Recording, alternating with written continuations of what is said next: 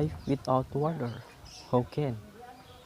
Everyone on this earth know that water is the essence of the life of living things. Have you ever thought about living without water? That's too complicated to think about. Life without food.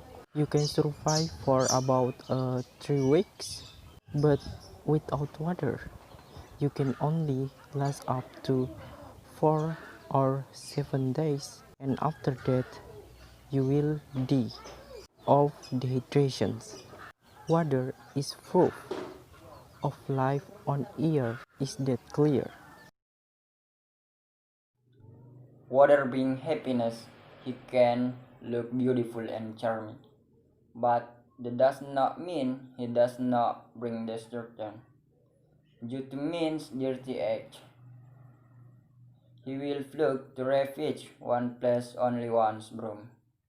He earth spirit ready to curse anyone who stand in this way. So what should we do so that all does not happen to make the water angry and destroy life? Do we always understand? The answer is in our answer that we always understand and trivial. Love the environment and do not let garbage accumulate in waterways. Be responsible to nature.